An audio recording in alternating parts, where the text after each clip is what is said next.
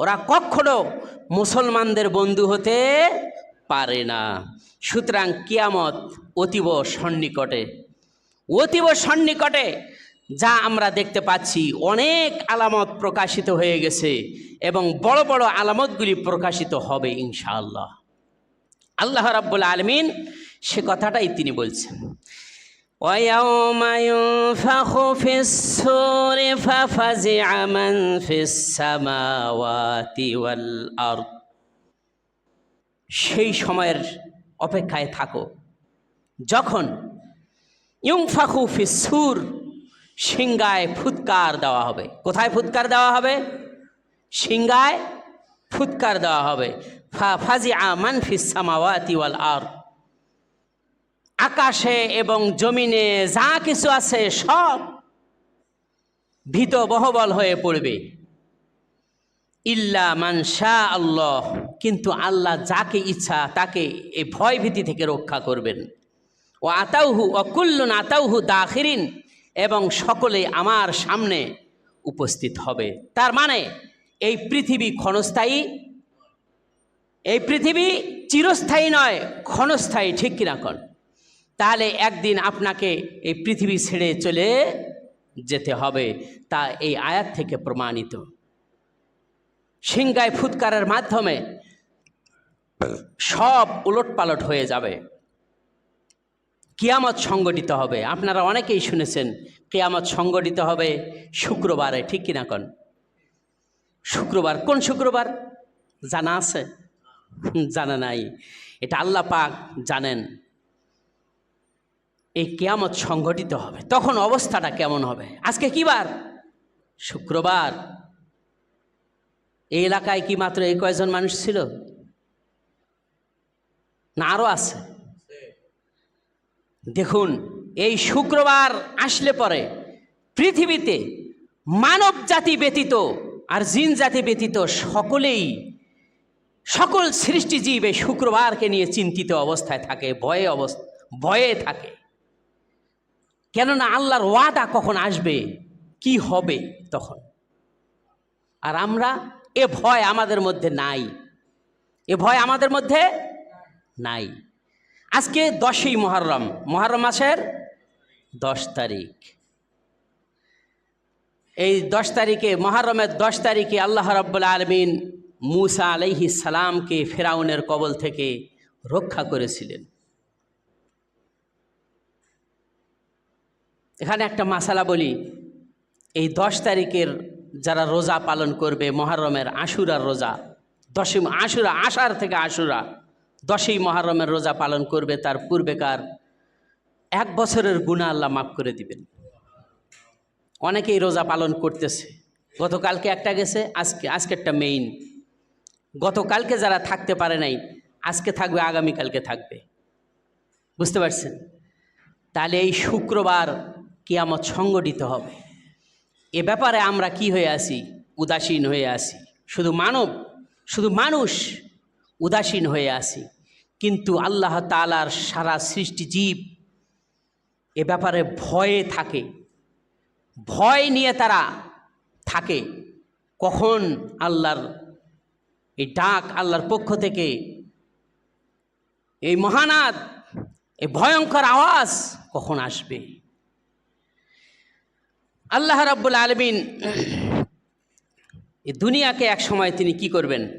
ধ্বংস করে ফেলবেন। তার পূর্বে আল্লাহ তাআলা ঈসা আলাইহিস সালামকে পাঠাবেন। তার পূর্বে যে দাজ্জাল আসবে, ঈসা আলাইহিস সালাম এসে তিনি দাজ্জালকে খুঁজে বের করে তারপরে হত্যা করে ফেলবেন। খ্রিস্টানরা ক্রুশ পূজা করে না? খাম্বা দেখেছেন? খাম্বা, তারের খাম্বা, এই যে পল্লী বিদ্যুতের খাম্বাগুলি কীরকম, এরকম লম্বা থাকে, আর একটা কি এইভাবে করে একটা তার ঝুলানোর লাঠি থাকে, কাঠি, এইরকম ক্রুশ তৈরি করছে। ওরা বলে ঈসা আলাইহিস সালামকে ক্রুশবিদ্ধ করে হত্যা করেছে। নাউজুবিল্লাহ।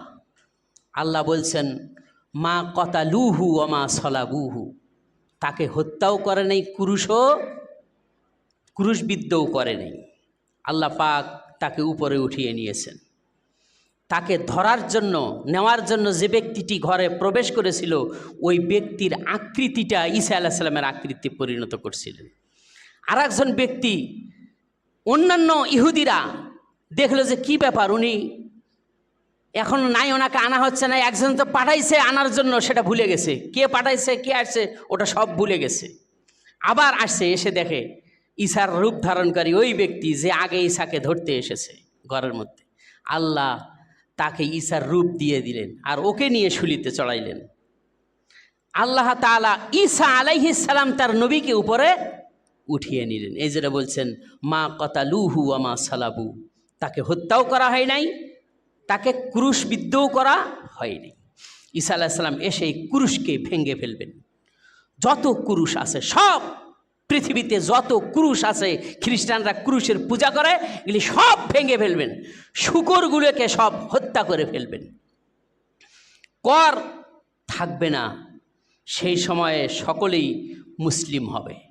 কর থাকবে না। কর কেন নেয়?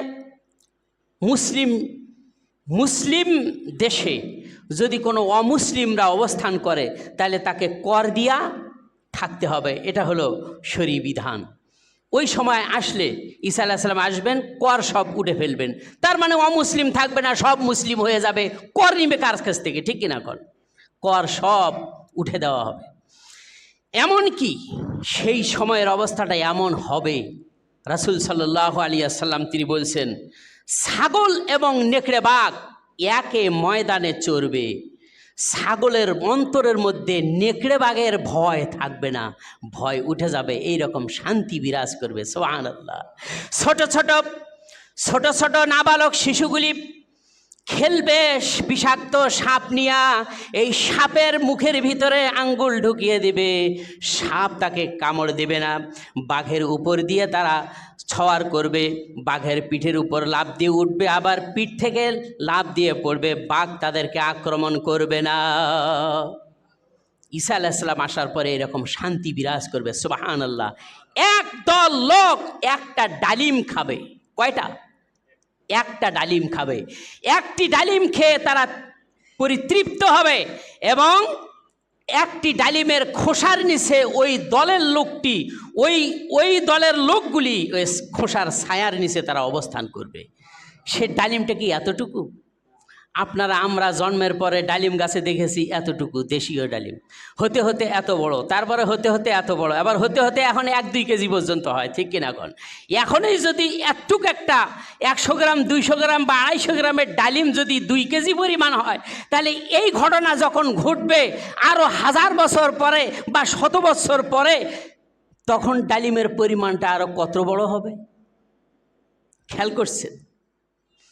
আল্লাহ আল্লাহ। এইভাবে করে একটি ছাগলের দুধ একটি এলাকাবাসীর জন্য যথেষ্ট হবে। সুবহানাল্লাহ। একটা ছাগল কত বড় আর কতটুকু দুধ দেয়? যদি একটা ছাগল থেকে যদি দুধ আপনি দহন করেন, হতে পারে 1 পোয়া বা 300 গ্রাম বা তার থেকে কম বা বেশিও হতে পারে কি না? এখন একটা গাভী দুধ দেয় কতগুলি? সারা দিনে দুধ দেয় তারা অন্তত কেউ বলেছে যে 20 লিটার 25 লিটার এই রকম করে দুধ দেয়। তাহলে এখন যদি একটা গাভী যদি দুধ দেয় 20, 25, 30 লিটার, তাহলে আজকের থেকে আরো 1000 বছর পরে যখন এই সময়টা আসবে তখন কত লিটার দুধ দিবে? এই জন্য রাসূল সাল্লাল্লাহু আলাইহি ওয়াসাল্লাম বলেছেন ঈসা আলাইহিস সালাম আসলে খাদ্যে বরকত হবে। সুতরাং এইভাবে করে সমস্ত মানুষের মন এক হয়ে যাবে, সমস্ত মানুষের মন অন্তর এক হয়ে যাবে, তাদের মধ্যে কোনো প্রকারের হিংসা বিদ্বেষ মারামারি এই ধরনের কোনো থাকবে না তাদের মনের মধ্যে। সবাই শান্তিতে থাকবে, এরকম শান্তি বিরাজ করবে। ঈসা আলাইহিস সালাম তিনি 40 বছর থাকবেন, মুহাম্মদ সাল্লাল্লাহু আলাইহি ওয়াসাল্লামের উম্মত হয়ে তিনি কি করবেন? ইসলাম কায়েম করবেন। সুবহানাল্লাহ। সূরা নূরের মধ্যেই এই কথাটা বলা হয়েছে যে আল্লাহ রাব্বুল আলামিন সারা বিশ্বকে মুমিনের হাতে তিনি উঠায় দিবেন এবং তারা ইসলাম প্রতিষ্ঠা করবে, কোরআনের রাজ কায়েম করবে, যেখানে কোনো মারামারি, কাটাকাটি, ভয়, সন্ত্রাসী এগুলি কিচ্ছু থাকবে না। সুবহানাল্লাহ। এই ঈসা আলাইহিস সালাম এসে তিনি এগুলি করবেন। ঈসা আলাইহিস সালাম তিনি 40 বছর পর্যন্ত এইভাবে করে রাষ্ট্র, ইসলামী রাষ্ট্র কায়েম করে রাষ্ট্র প্রতিষ্ঠা করবেন, শাসন কার্য পরিচালনা করবেন। স্বাভাবিকভাবে তার মৃত্যু হয়ে যাবে।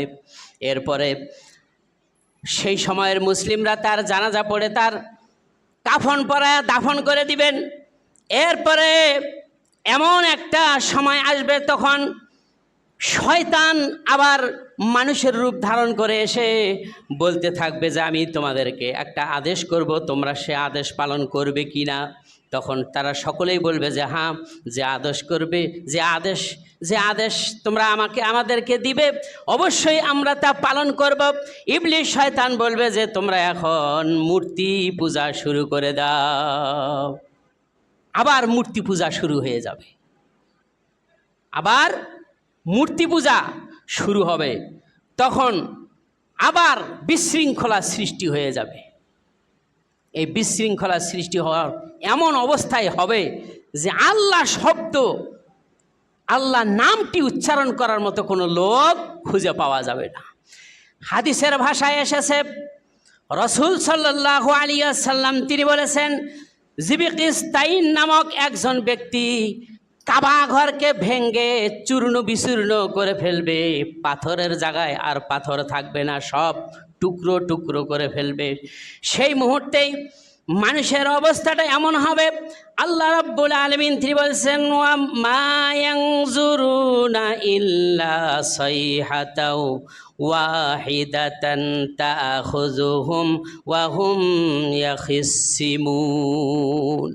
তোমরা সেই অপেক্ষায় আছো যে যখন একটা মহান, একটা ভয়ঙ্কর আওয়াজ আক্রমণ করবে, আঘাত করবে তোমাদেরকে। ওয়াহুম ইয়াখিসিমুন, যখন তোমরা বাক বিতণ্ডায় ঝগড়া বিবাদে লিপ্ত থাকবে, আল্লাহর নাম উচ্চারণ করার মতো কোনো লোক থাকবে না। সেই সময় আল্লাহ পাক তিনি বলছেন, কিয়ামত সংগঠিত হওয়ার ব্যাপারে কোনো আসবাবপত্রের প্রয়োজন আমার হবে না। একটা প্রস্তুতি, এই লাগবে সেই লাগবে, এগুলির আল্লাহর কোনো প্রয়োজন নাই। আল্লাহ যেদিন ইসরাফিলকে তৈরি করেছেন, ভালো করে শুনুন, যেদিন ইসরাফিলকে আল্লাহ পাক সৃষ্টি করেছেন, তৈরি করেছেন, ওই দিনেই ইসরাফিলের মুখে সিংহা দিয়ে দিয়েছেন। সুবহানাল্লাহ। খালি সিংহা নিয়ে এখন পর্যন্ত আছে। আল্লাহর অর্ডার হবে, অমনে ফু দিয়া তারপরে কিয়ামত শুরু করে দিবে। শুধুমাত্র একবার সিংহায় ফুৎকার দেওয়া হবে। সেই সময়ে জনগণ নিজ নিজ কাজকর্মের মধ্যে তারা মগ্ন হয়ে থাকবে। কেউ বেচা কেনায় মগ্ন হবে, কেউ উটের, কেউ গরুর চৌবাচ্চা হাউস পরিষ্কার করতে থাকবে, তৈরি করতে থাকবে। কেউ খাবার খাবার প্লেট নিয়ে বসে থাকবে, আবার কেউ খাবার মুখে উঠাবে। এমন অবস্থা হবে, রাসূল সাল্লাল্লাহু আলাইহি ওয়াসাল্লাম বলেছেন, ওই অবস্থায় সিংহায় ফুৎকার শুরু হয়ে যাবে। মানুষগুলি তখন একটার পর একটা সিংহায় ফুৎকার শুনতে পাবে। কোথা থেকে আওয়াজ আসছে? ঘাড় একদিকে কাত করে, কান একদিকে উঁচু করে শুনতে থাকবে, শোনার চেষ্টা করে কোথা থেকে আওয়াজটা কোত্থেকে আসে। কান উঁচু করে এরকম শুনবে। রাসূল সাল্লাল্লাহু আলাইহি ওয়াসাল্লাম বলেছেন, বুখারী শরীফের হাদিস 6506 নম্বর হাদিস, তিনি বলছেন, ওয়ালা তাকুমান্না সাআতু ওয়াকাদ নাশারা রাজুলানি, ততক্ষণ কিয়ামত কায়েম হবে না, ততক্ষণ কিয়ামত কায়েম হবে না, একথা রাসূল বলেছেন। ততক্ষণ পর্যন্ত কিয়ামত কায়েম হবে না।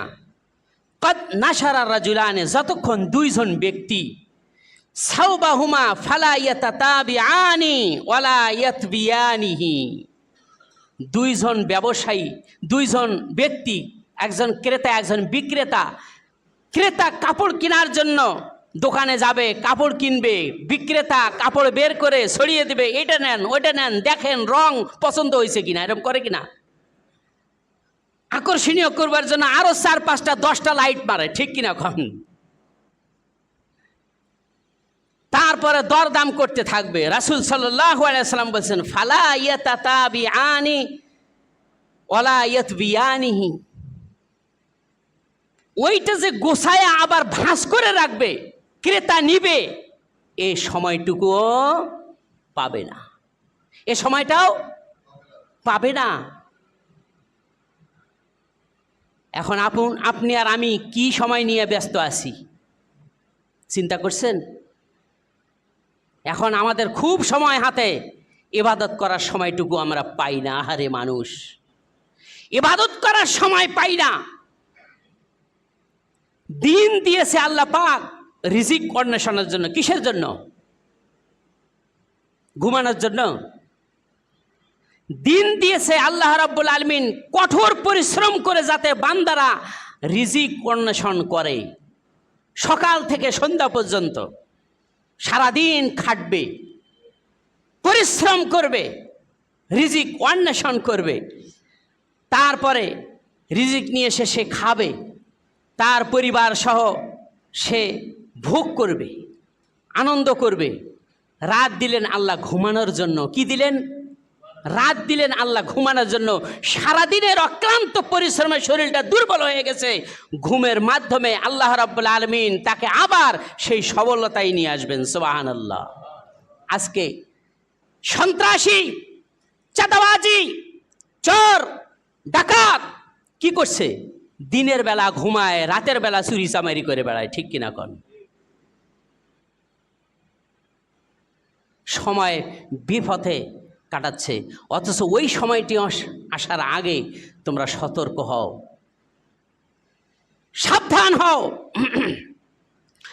আল্লাহ রাসূল সাল্লাল্লাহু আলাইহি ওয়াসাল্লাম তিনি আরো বললেন, আর রাজুলু বিলাবানিন লিকাহতিহি ফালা ইয়াতামুহু, একজন ব্যক্তি উটের দুধ দহন করলো, ছাগলের দুধ দহন করলো, গাভীর দুধ দহন করলো, মহিষের দুধ দহন করলো, কিন্তু দহন করার পরে সে এই দুধটা পান করবে, সে সময়টুকু সে পাবে না।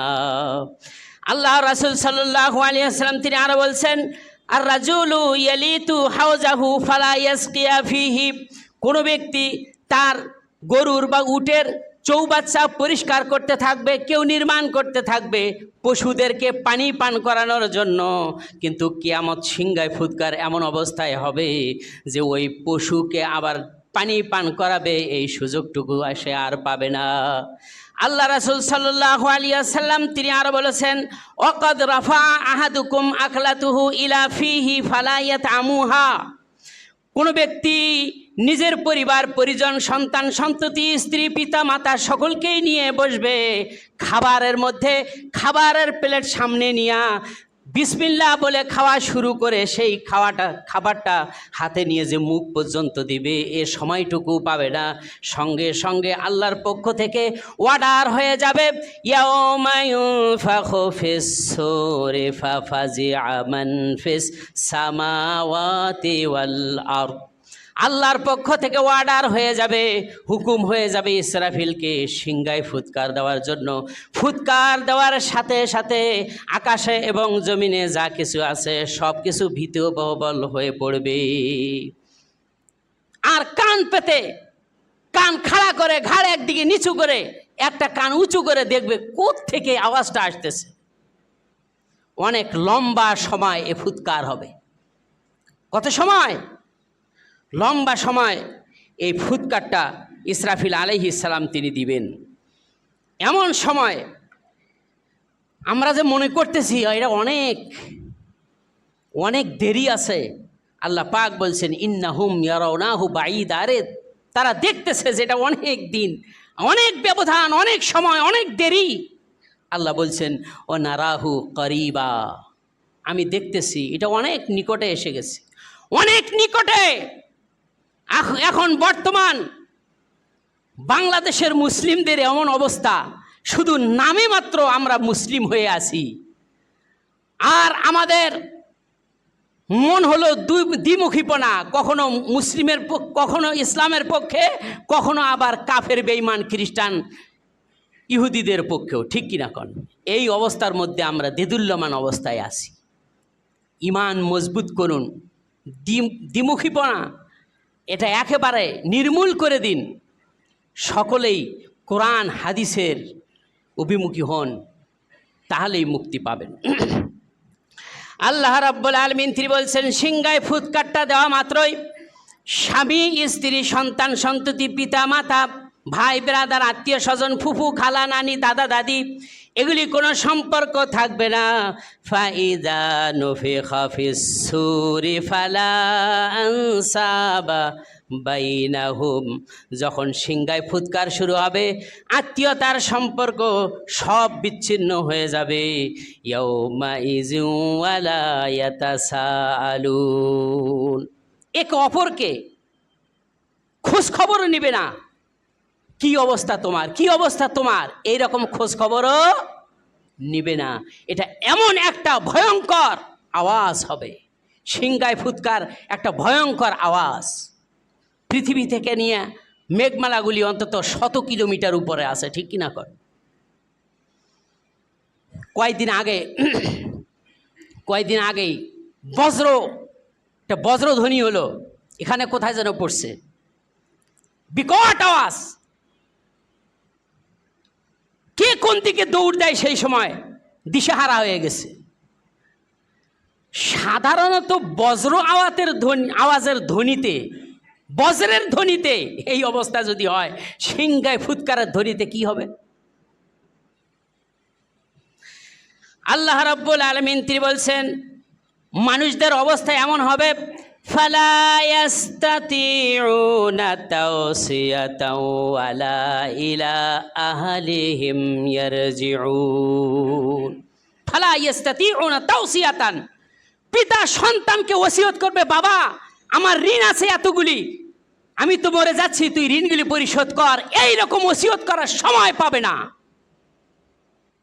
ওয়ালা ইলা আহলিহিম ইয়ারজিউন, আর তারা যেখানে আছে সেখান থেকে যে ফিরে তাদের পরিবারের কাছে যাবে, এ সময়টুকুও পাবে না। এ কথা কার? আল্লাহ পাকের। সূরা ইয়াসিন 50 নম্বর আয়াত, ব্যাখ্যা খুলে দেখবেন। তাহলে সিংগায় ফুৎকারের বিভীষিকাময়ের অবস্থা এই আয়াতগুলিতে বলা হচ্ছে, সতর্ক করা হচ্ছে মানুষদেরকে যে ওই দিনটি আসার আগে এখনো সতর্ক হও। চুরি চামারি বাদ দাও, সন্ত্রাসী বাদ দাও, শান্তি প্রতিষ্ঠা করো। শান্তিতে থাকতে হলে কোরআনের ছায়াতলে, রাসূলের আদর্শে চলে আসো। মানুষের মধ্যে বিশৃঙ্খলা সৃষ্টি করা বন্ধ করো। ছিনতাই, রাহাজানি, চুরি, ডাকাতি, সন্ত্রাসী, জেনা, ব্যভিচার, ধর্ষণ, বলাৎকার সব বন্ধ করো। যদি শান্তি পেতে চাও, কোরআনের ছায়াতলে আসো। ওই মহানাদ যে চিৎকার, যে আওয়াজ, এটি আসার আগে ভালো হয়ে যাও। এটা আল্লাহ পাক তিনি বলছেন। আল্লাহ রাব্বুল আলামিন তিনি বলছেন, অপরাধী যারা হবে তারা কোনো তওবা করার সুযোগ পাবে না। তারা কি তওবা করার সুযোগ পাবে না। রব্বুল আলামিন তিনি বলছেন, সিংগায় ফুৎকারের আগে তাদের দৃষ্টি শক্তি থাকতে পারে, কিন্তু সিংগায় ফুৎকার দেওয়ার সাথে সাথে তাদের তারা দৃষ্টিশক্তি হেরে ফেলবে। আল্লাহ পাক তিনি বলছেন, ইয়াউমা ইউনফাখু ফিস-সূরি ওয়া নাহশুরুল মুজরিমিনা ইয়াউমাইযিন যুরকা, যেদিন সিংগায় ফুৎকার দেওয়া হবে সেই দিন আমি সকল অপরাধীদেরকে উপস্থিত করব অন্ধ অবস্থায়। কি অবস্থায়? অন্ধ। এরা দৃষ্টিশক্তি এদের থাকবে না, সব দৃষ্টিশক্তি হারা হয়ে যাবে। কিয়ামতের বিভীষিকাময় দৃশ্যটা আল্লাহ রাব্বুল আলামিন সূরা কুব্বিরাত আর সূরা ইনফিতারের মধ্যে তিনি সেখানে উল্লেখ করেছেন। কেউ যদি কিয়ামতের বিভীষিকাময় অবস্থা দেখতে চায় বা দেখতে চায়, সে যেন এই 2টি সূরা পাঠ করে। সুবহানাল্লাহ, এই 2টি সূরা যেন পাঠ করে। সেখানে আল্লাহ রাব্বুল আলামিন তার বর্ণনা দিয়েছেন। ইযাস সামাউ শাক্কাত ওয়া আযিনাত লিরাব্বিহা ওয়া হুক্কাত। আকাশ ফেটে পড়বে। আকাশ কি হবে? ফেটে পড়বে। ওয়া আযিনাত লিরাব্বিহা ওয়া হুক্কাত, এটা তার প্রভুর আদেশেই করবে। কার আদেশ? তার প্রভুর আদেশেই সে ফেটে পড়বে। আর সে, এই আকাশ তার প্রভুর আদেশ মানতে বাধ্য। আর আমরা কি আল্লাহর আদেশ অমান্যে, কি আল্লাহর আদেশ মান্য করতে অবাধ্য হয়ে গেছি। আমাদের অবস্থাটা এমন হয়েছে। মানুষ সৃষ্টি করা কঠিন না আকাশ সৃষ্টি করা কঠিন? কথা কয় না। মানুষ সৃষ্টি করা কঠিন না আকাশ সৃষ্টি করা কঠিন? আকাশ। আনতুম আশাদ্দু খালকান আমিস সামাউ বানাহা। ও দুনিয়ার মানুষ, তোমাদেরকে সৃষ্টি করা কঠিন না আকাশ সৃষ্টি করা কঠিন? এটা আল্লাহ প্রশ্ন করছেন। নিশ্চয়ই উত্তর হবে কি? আল্লাহ রাব্বুল আলামিন তিনি বিশাল আকাশকে সৃষ্টি করেছেন, সুবহানাল্লাহ। তার তুলনায় মানুষ সামান্য। অথচ আমরা আজকে কি অবস্থায় আছি? আল্লাহ রাব্বুল আলামিন তিনি সিংহায় ফুৎকারের আদেশ দিবেন। ফুৎকারটি হালকা থেকে তীব্র হতে থাকবে, তীব্র হতে হতে তীব্রতর, কঠিন থেকে কঠিনতর হতে থাকবে। এর মধ্যেই দুইটি ঘটনা ঘটে যাবে। প্রথম ফুৎকারে মানুষ বেহুশ হয়ে পড়বে, জমিনে লুটিয়ে পড়বে। এরপরে তীব্র থেকে তীব্রতর, কঠিন থেকে কঠিনতর যখন হবে, তখন মানুষের অবস্থাটা এমন হবে, তখন তারা বেহুশ হয়ে মরে যাবে। এবং আল্লাহ রাব্বুল আলামিন তার পূর্বের অবস্থাগুলি তিনি বলছেন, মানুষের অবস্থা এমন হবে, ইয়াউমা ইউনফাখু ফিস সূরি ফাফাজিআ মান ফিস সামাওয়াতি ওয়াল আরদ। আকাশ এবং জমিনে যখন সিংহায় ফুৎকারের আওয়াজ পৌঁছে যাবে, তখন মানুষেরা ভীতবহল অবস্থায় পড়বে আর কান খাড়া করে শুনতে থাকবে কোথা থেকে আওয়াজ আসছে। সেই সময় মানুষের অবস্থাটা এমন হবে, ইয়াউমা ইয়াকুনুন নাসু কাল ফারাশিল মাবসুস। পঙ্গপালের মতো মানুষেরা ছুটাছুটি করতে থাকবে আর দৌড়াবে। পঙ্গপাল যেরকম ছুটাছুটি করে, রাতের বেলা দেখবেন বেশি পাওয়ারের আলো দিলে পরে, অন্ধকার রাত্রে বেশি পাওয়ারের লাইট যদি আপনি বাইরে দেন, দেখবেন পঙ্গপালগুলি সমানে ছুটতে থাকে লাইটের দিকে, ঠিক কিনা? খান সিংহায় ফুৎকারের যখন আওয়াজ শুনবে, মানুষগুলি ছুটাছুটি শুরু করবে। আল্লাহ রাব্বুল আলামিন তিনি বলছেন, ফাইজা বারিকাল বাসার, তাদের চক্ষু স্ফীত হবে। ওয়া খাসাফাল কামার, চন্দ্র আলোহীন হয়ে পড়বে। এরপর আল্লাহ পাক তিনি বলছেন, ওয়াজুমিআশ শামসু ওয়াল কমার, চন্দ্র এবং সূর্যকে একত্রিত করা হবে। চন্দ্র এবং সূর্যকে একত্রিত করা হবে, এগুলি আলোহীন হয়ে পড়বে। সিংহায় ফুৎকারের তীব্রতা এত হবে, যার কারণে আকাশ ফেটে যাবে, নক্ষত্রগুলির আলো সব নিভিয়ে যাবে। আল্লাহ রাব্বুল আলামিন তিনি বলছেন, এইভাবে করে রব্বুল আলামিন তিনি বলছেন, ওয়া নুফিখা ফিস সূরি ফাসাইকা মান ফিস সামাওয়াতি ওয়াল আরদ। মানুষ তারপরে কি হবে? অজ্ঞান হয়ে মাটিতে লুটিয়ে পড়বে। তার মানে মারা যাবে। তার মানে কি? মারা যাবে। আল্লাহ রাব্বুল আলামিন তখন কি করবেন? সব সৃষ্টিজীবকে মেরে ফেলবেন। আল্লাহ রাব্বুল আলামিন তিনি বলছেন, যখন সৃষ্টিজীবগুলি দ্বিতীয় ফুৎকারে যখন মরে যাবে, মরে যাওয়ার পরে এরপরে এই আকাশকে, জমিনকে এই অবস্থায় আর থাকবে না। ওই যে একটু আগে বলছি, ওয়াজুমিআশ শামসু ওয়াল কামার, চন্দ্র এবং সূর্যকে একত্রিত করা হবে।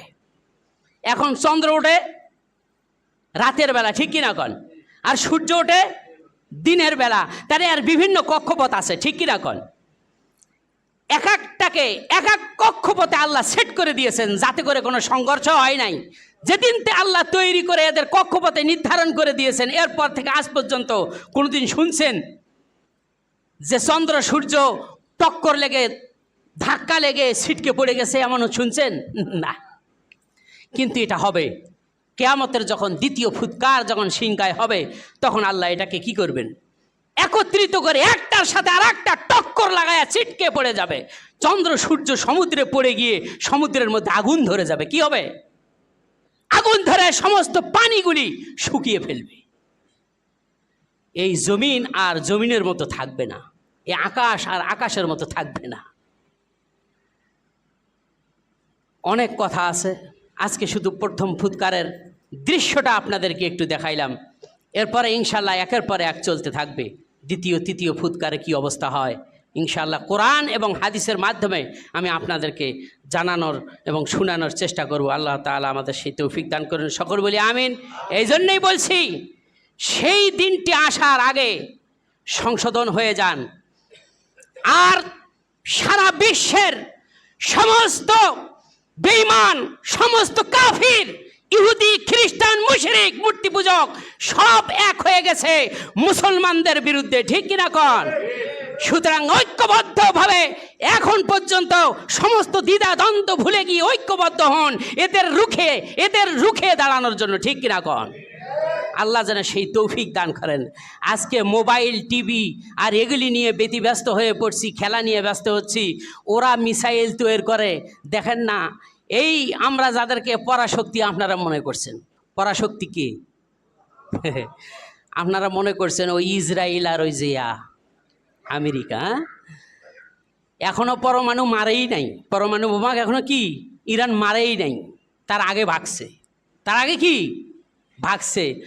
এতদিন শুনছিলেন পরাশক্তি, এইটাই ইরান সে বুঝেছে আপনার আকীদার দিক থেকে কি হয় তা আমি বলি না, যা আমলা তাই হোক। আকীদার দিক থেকে আমি বুঝাইতে চাচ্ছি কেমন ঐক্যবদ্ধ তারা, যে ইরান বুঝেছে আমাদের সাথে সৌদি, কাতার, কুয়েত, দুবাই, অন্যান্য মুসলিম রাষ্ট্র কেউ থাকবে না। সুতরাং নিজেকে বাঁচতে হলে নিজেকে স্বয়ং সম্পূর্ণ হয়ে কাফেরদের বিরুদ্ধে লড়তে হবে। ঠিক কিনা কন? এইটা তারা বুঝেছে আজকে থেকে সেই 100 বছর আগে এটা বুঝেছে তারা, যার কারণে এমন শক্তি অর্জন করছে। এই শক্তির মোকাবেলা করার ক্ষমতা নাই আমেরিকার মতো শয়তান আর ইসরায়েলের মতো শয়তান, সিনেগালের মতো কুত্তার মতো দৌড়াতে দিশা পায় নাই। ঠিক কিনা কন? এখন পর্যন্ত ইরানের জায়গায় ইরান টিকে আছে। ঠিক কিনা কন? আপনারা টিকতে পারবেন? আপনাদের দেশে মিসাইল আছে, এখান থেকে মাত্র 4-5 কিলোমিটার দূরে যেতে পারে, কি তার আগেই ভেরিস হতে পারে, এইরকম মিসাইল আছে। আমরা শিখছি কি? এদেশে যারা ক্ষমতাধারী, আমরা শিখেছি চুরি করে কিভাবে টাকা পাচার করে বিদেশে গিয়ে জমি করে বাড়ি করতে পারি। আমরা এইটা শিখেছি। আর জনগণকে শিখিয়েছি চুরি চামারি আর ধোঁকাবাজি আমরা শিক্ষা দিয়েছি। আমরা মিসাইল বানানো শিক্ষা দিতে পারি নাই। ঠিক কিনা এখন? শক্তি অর্জন করতে হবে। যেহেতু বাংলাদেশের একদিকে ভারত আর একদিকে হলো মিয়ানমার, এই দুইটাই বাংলার ভূখণ্ডকে খাওয়ার জন্য কুত্তার মতো জিবরা বের করে দিয়ে আসে আর সমানে নল পড়তেছে, যার কারণে ইঙ্গিত দিচ্ছে আপনার রাম মূর্তি তৈরি করা। ঠিক কিনা কন? আপনারা এখনো জ্ঞান ফিরে আসে নাই? এখনো জ্ঞান ফিরে নাই? এটা যে দখল করবে না, যখন দখল করবে তখন যাবেন কই? হয় আত্মহত্যা, না হয় বঙ্গোপসাগরে গিয়ে ডুব দেওয়া, ইয়া ছাড়া আর কোনো রাস্তা নাই। এজন্য আমি বলতে চাই, সকলেই ঐক্যবদ্ধ হন এবং শক্তি অর্জন করুন। সামরিক শক্তিকে শক্তিশালী করার তৌফিক আল্লাহ দান করুন, আমিন। না খেয়ে থাকলে হলেও সামরিক শক্তিকে যেন আমরা শক্তিশালী করতে পারি, সেই তৌফিক আল্লাহ দান করুন, আমিন। এজন্য আমি উদাত্ত আহ্বান জানাই, সকলের ঈমান আকীদার সংশোধনের জন্য কোরআন ও হাদিসের পথে আসুন, আল্লাহর নির্দেশের দিকে ফিরে আসুন, রাসূলের আদর্শ গ্রহণ করুন। তাহলেই নাজাত, তাহলেই মুক্তি পাওয়া আছে, অযথা মুক্তি পাওয়া সম্ভব নয়।